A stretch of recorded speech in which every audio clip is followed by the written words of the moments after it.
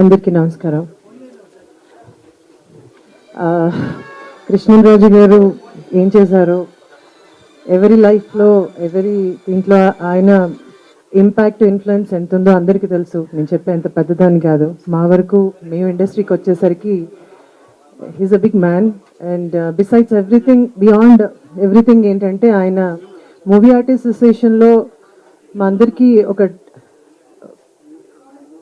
పెద్ద దిక్కు, like a father figure కాకుండా పర్సనల్గా కూడా I'm very attach to their family. Aunty కానీ సంవత్సరానికి ఒకసారి కలిసినా సరే అంతే ఆప్యాయంగా, మన సొంత ఫ్యామిలీని రోజు చూస్తామో లేదో తెలియదు కానీ this is our family and this is the process.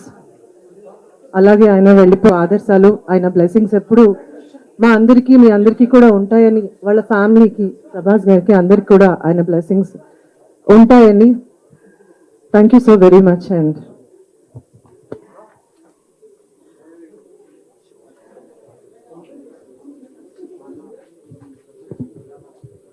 ప్రతి ఒక్కరికి నా హృదయపూర్వక నమస్కారాలు. ఈరోజు తెల్లవారుజామునే సుప్రసిద్ధ నటులు, నిర్మాత, ప్రత్యేకించి మా కుటుంబానికి కావాల్సిన ఎంతో సాన్నిహిత్యం ఉన్న వ్యక్తి కృష్ణరాజు గారు చనిపోవడం చాలా బాధ కలిగించింది.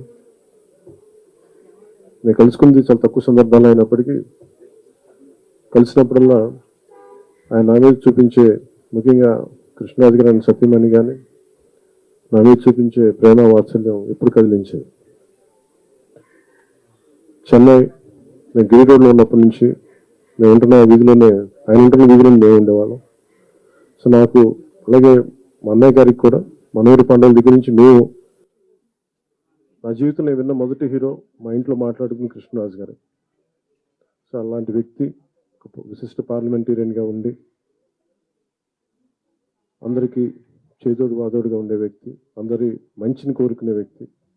ఆయనకున్న టాలెంటే కాకుండా, నిర్మాతగానే కాకుండా చాలా చక్కటి చిత్రాలు నిర్మించిన విధానం, ఇప్పుడు అందరినీ చాలా చక్కగా పాజిటివ్గా అందరూ బాగుండాలని కోరుకునే వ్యక్తి. ఆయన మరణం నిజంగా చాలా బాధ కలిగిస్తుంది. ప్రభాస్ గారికి, వారి సోదరిమణులకు, కృష్ణరాజు గారి సత్యమణికి మనస్ఫూర్తిగా నేను, వారి అభిమానులకి, ప్రతి ఒక్కరికి నేను నా సంతాపం తెలియజేసుకుంటున్నాను.